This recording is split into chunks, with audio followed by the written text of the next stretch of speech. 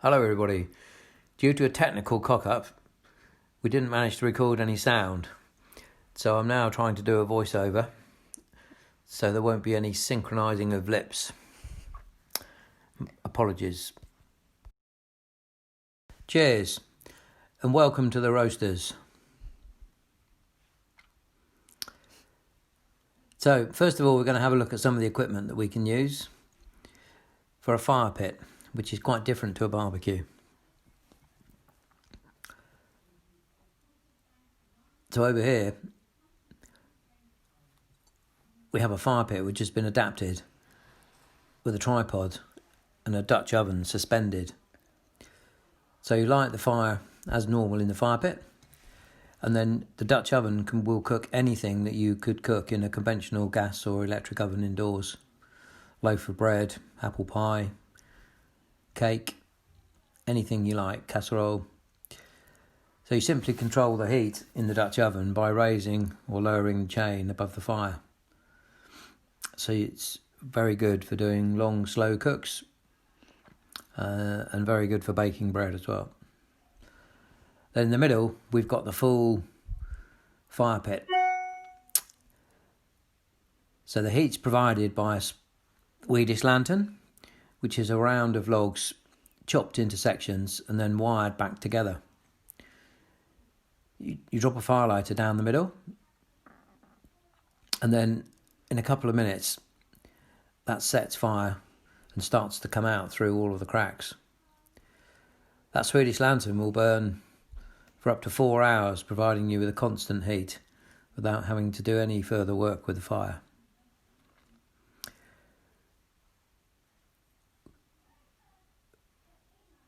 We've got the rack above, which you can cook big joints of meat on, or burgers, or anything you like really. And that's direct heat coming straight from the fire onto what you're cooking. So it's quite fierce. So often we can start with things up there, and then once you've got them cooked on the outside, we can put them down onto the cast iron griddle there, on what you call indirect heat, and there they will continue to cook slowly, so you can get things cooked right through without burning the outside. It's also a good place to put things when they're cooked to keep them warm. We took this to Open Farm Sunday, and in 6 hours we fed 660 people last June.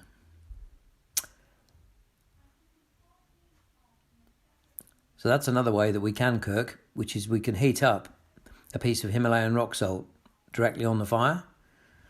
The rock absorbs the heat, and then you can put food directly onto the Himalayan rock salt and cook it on there. Especially good for cooking small pieces of steak, fish, chicken, prawns, that kind of thing. It's a really good way of cooking food.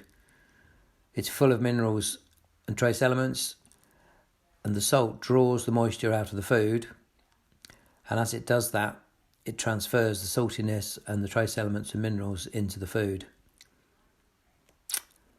And then here we have my homemade version of the big green egg. They cost about £1,800 for one that size, and I think that one cost me about 14 quid. So it's basically a incinerator, which has got a grill on top of it, and sitting on a crate, and then it's got a basket in the bottom which supports the fire.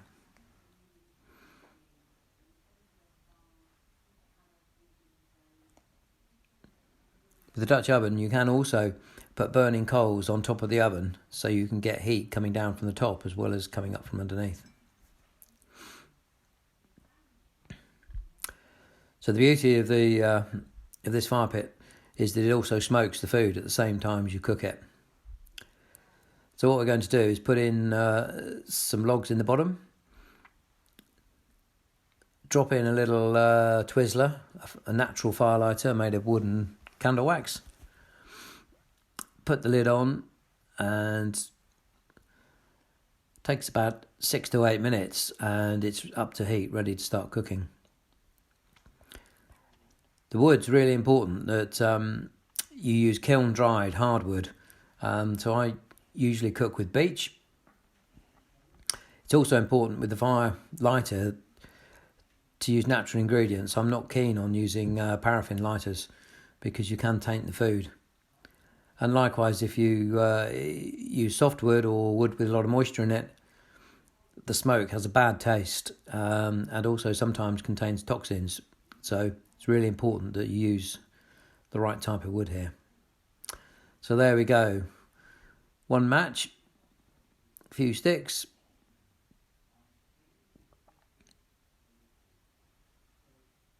It's important to lay them on so that there's plenty of air around the firelighter.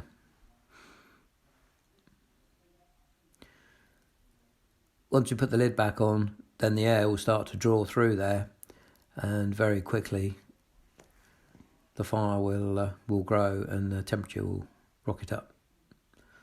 Pop the grid back on, and then the lid. There we go.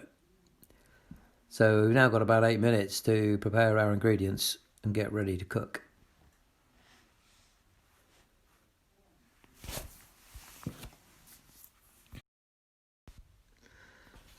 It's interesting to see that there are over 1,000 references to food and farming in the Bible, from Genesis to Revelation. It's part of God's mission. It's part of the way we as Christians should live. And there are also 200 references to hospitality. So it's an important part of our mission to the community, is to create things around food and fun. Using fire pits is the same as they cooked food in biblical times. We had to wait probably another 2,000 years before electrical ovens and gas ovens were invented. So it's great to be able to go back to cooking the same way as they did in Jesus' day and before.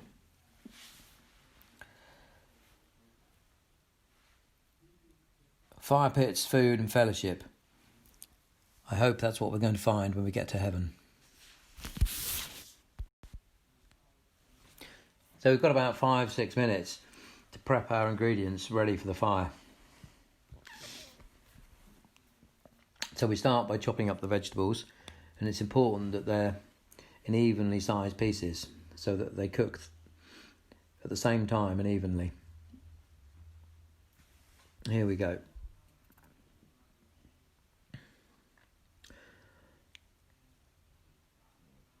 So we're going to start by preparing this chicken breast.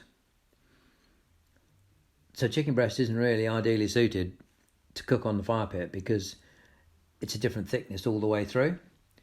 So if you're not careful, you end up burning one end and the other raw in the middle. So in order to fix that, we're going to turn this chicken breast into a chicken steak. So in order to do that, we put a few lines in the thickest part of the chicken on the underside. That will allow it to flatten out as we start tapping it with the hammer. It's important not to go too deep, otherwise the chicken will fall into pieces. There we go. So turn it back over, and then gently with the meat hammer, we just tap it out. So very quickly, the whole thing will flatten out and become roughly the same thickness across the whole piece of meat. Make it much easier to cook. You should never put anything on a fire unless it's covered in oil and salt as the minimum. The oil stops food from burning too much on the outside and transfers the heat into the middle of the food. And the salt actually reduces the moisture in the food and helps it cook in the middle. Cook and cook a lot quicker. There we go. That's ready to go. I'm going to cut it in half, and we're going to marinade one side, and then we're just going to put the oil and salt on the other one. So I'm going to make a quick marinade, and for barbecuing, mayonnaise is a really good base. So we start with that, and we then add whatever spice and herbs it is that we want to use. We've got some vegetables there which are ready, so they've got some olive oil on them and a bit of salt, ready for the fire. And with the meat, we're going to use clarified butter.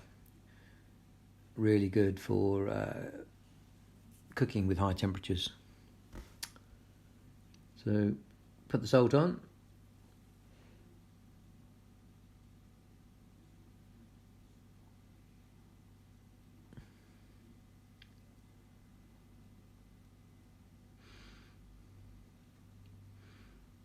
Bit of butter there, ready to go with that one. And here we go, we've got the mayonnaise in the pot. Then we're going to add to that some honey and mustard.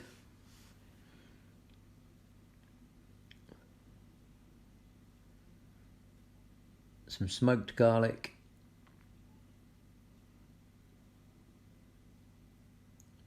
And some smoked paprika. Be generous. Give it a good stir.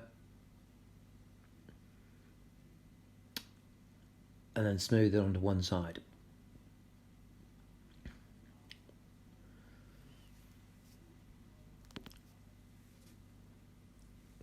Just check the temperature of the fire, see if it's ready to start cooking. There we go. I was planning to cook something on the salt rock, but we've run out of time. So we're going to start by indirect heat cooking. So we place our sheet on there to protect the ingredients from the flame.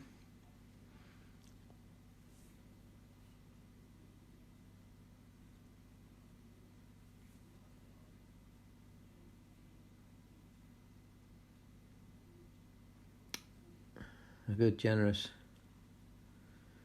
covering with the marinade.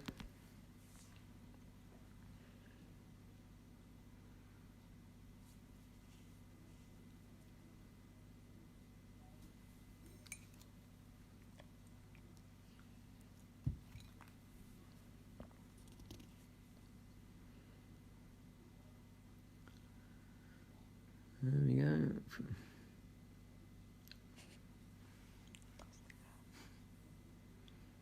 You can see those flames now coming up nicely.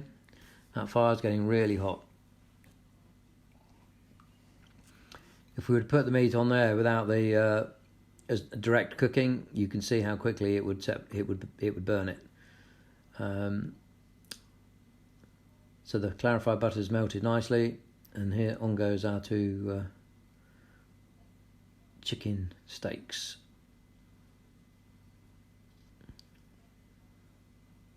Put on the vegetables around them.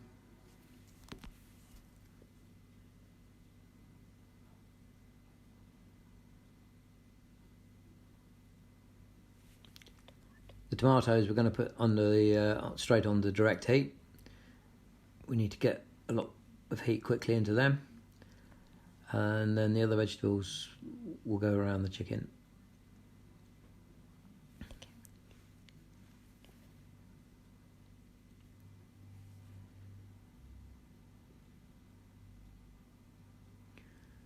Couple of bits of chorizo there just to bring in another flavour. Some pepper, onions, mushrooms and courgette. There we go. See how quickly the fire's put some nice colour onto those tomatoes. And we'll shortly move them back onto the indirect heat. It's important to remember we're cooking stuff, we're not trying to burn it. One of the remarkable things about the summer season of cooking, whether it's a barbecue or a fire pit, is you get hundreds of men that never cook anything all year, who suddenly, the barbecue comes out and they become the master of everything. And it's quite interesting to watch sometimes. Yeah, look, getting quite hot.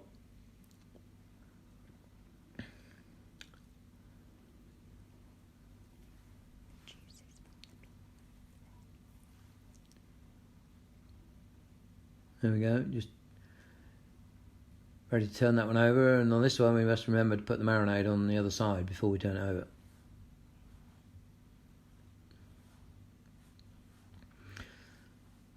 making the rub with mayonnaise is a really good way to get it to stick onto the meat and not fall off.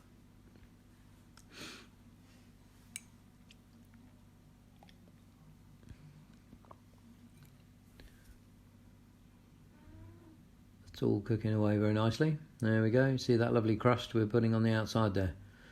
That's known as bark.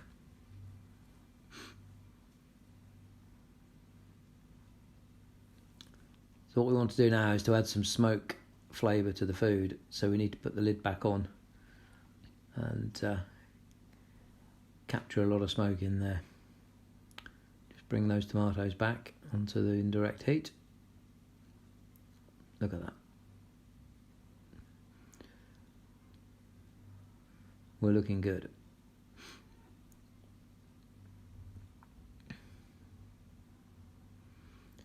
Chorizo's already done, so we're going to move that off to the edge of the fire.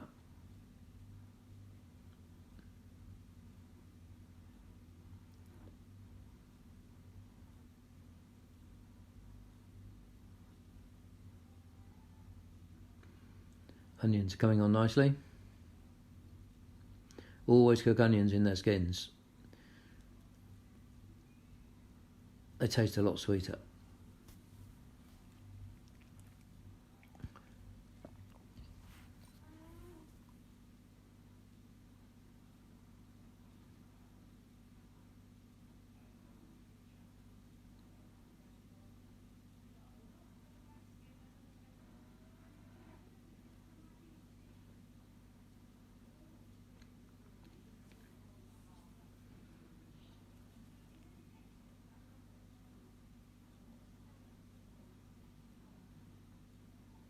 There we go. Lid goes on. If we want to get extra smoke, we put a brick on to cover the top, and that holds a lot more smoke around the food.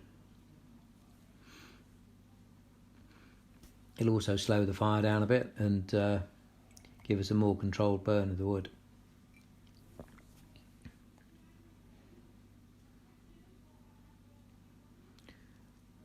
Give that another 2 or 3 minutes and we should be ready to go.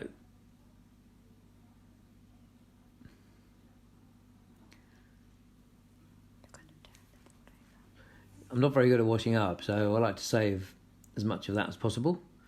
So what I normally do is prep the food on one side of the board, and because I always observe good food hygiene, risk assessment, turn the board over and then put the cooked food on that side to serve.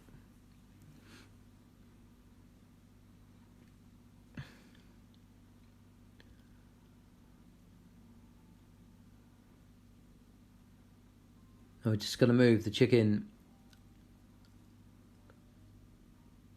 onto the direct heat now, just to put a nice bit of colour on the outside of it. All we want to do is end up with chicken which is perfectly cooked all the way through, but really juicy and tender. So easy to dry chicken out cooking on a fire, or anyway really, but if you cook chicken well, it's beautifully moist inside.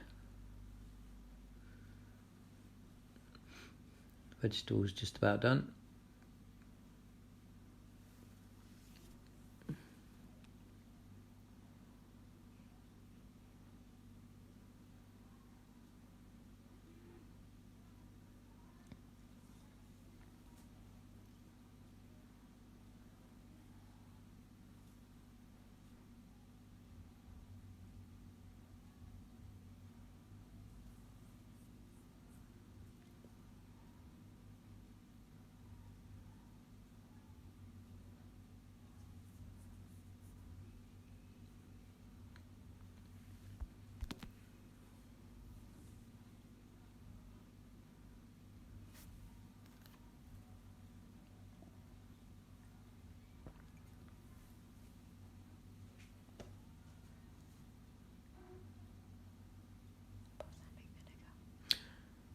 I've forgotten the balsamic vinegar for the onions.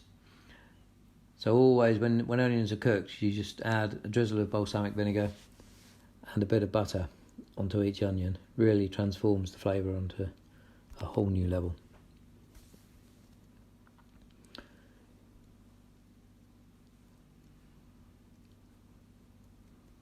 You can see there's still a lot of heat in that fire, and that chicken is sizzling very nicely.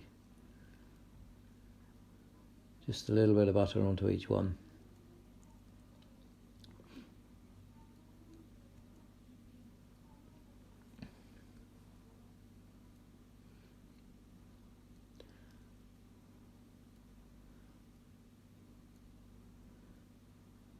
There we go. As simple as that.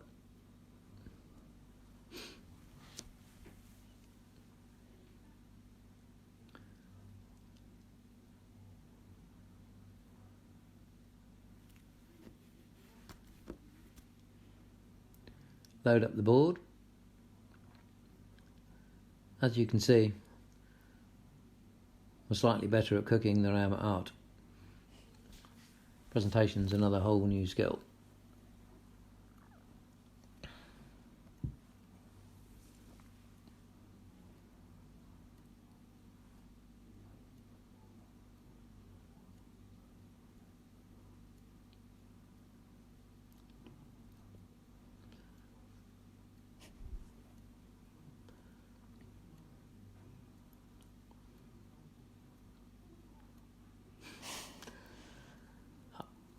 My family have a saying about me, which is usually when I've cooked something, I normally say, I wouldn't say so myself, but,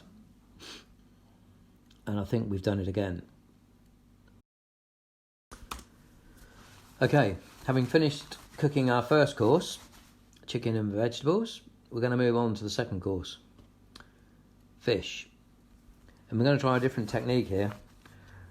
We're going to do something called dirty cooking.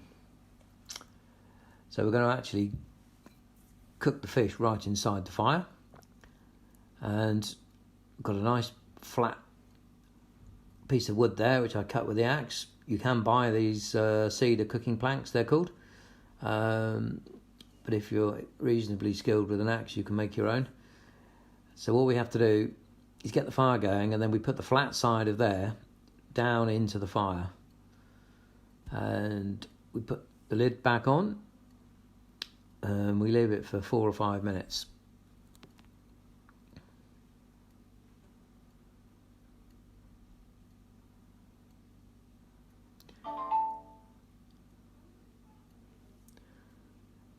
Gin o'clock. Cheers.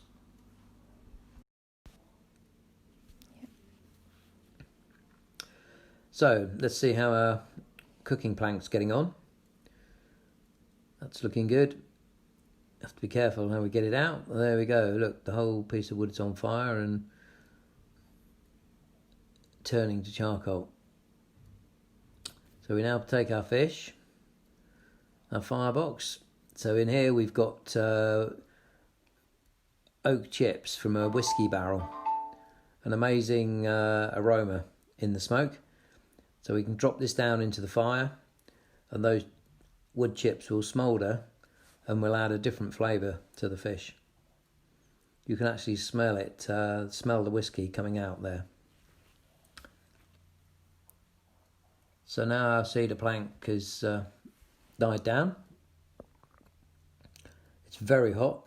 We can stick it on there, and then we can cook anything we like directly on that piece of burning wood. It could be a piece of steak. In this case, it's going to be a mackerel. A most amazing fish. So there we are. We lodge that nicely on that plank.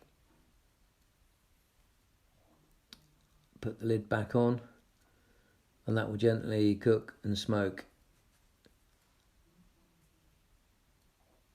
We'll leave that there probably for 10, maybe even 15 minutes.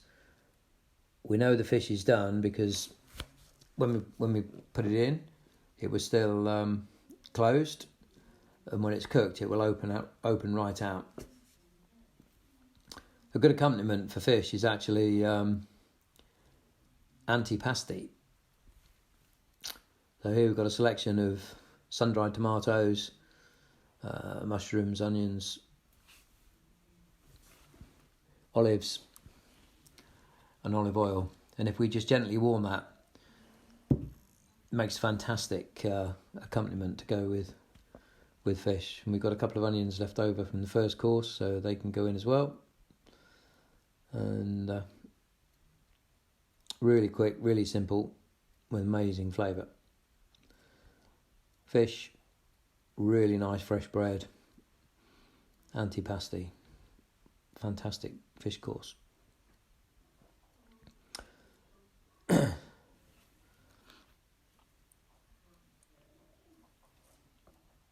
when the fish is done, that will just take 2 or 3 minutes and it'll be warmed through. There we are, fish is coming on. You can see it's still closed in the middle there, hasn't opened out yet, so we know it's not ready, but it's just starting to open up. There we go.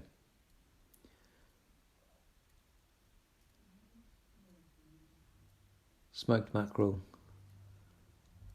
and antipasta.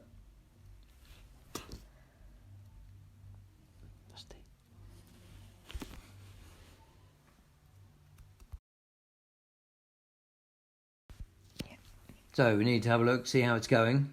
Because the fire has died down a bit, I've gone back onto direct cooking and dropped the fish right back down onto the fire.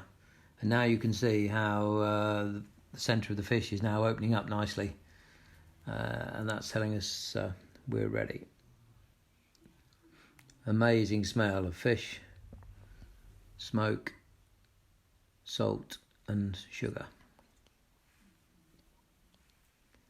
And the whiskey smoke really doing its job. So you can just take that board straight to the table. Pretty spectacular.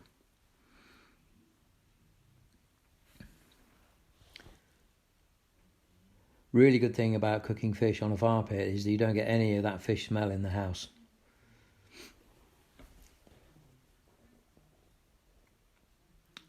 And I'm sure if you carried that to the table with your friends, plonked it down in the middle, they're going to be pretty impressed. And there's our antipasti to go with.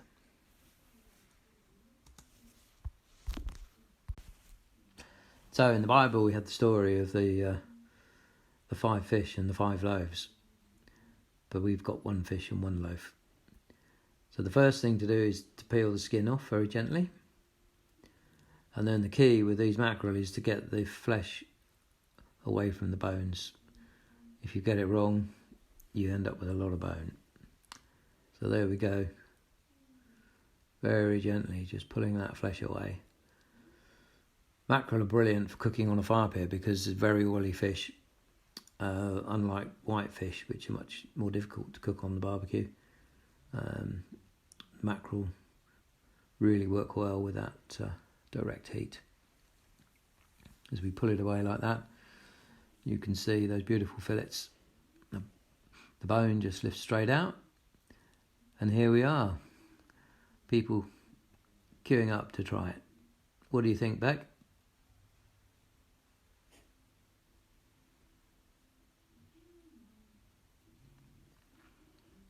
I think we've done it again. Yep, it's very, very good. It was very tasty. Well, I wouldn't say so myself. So there we have it. 2 courses cooked on the fire pit. Hope you found that interesting.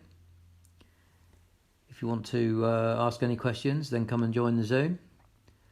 And good luck with your fire pit cooking. Cheers.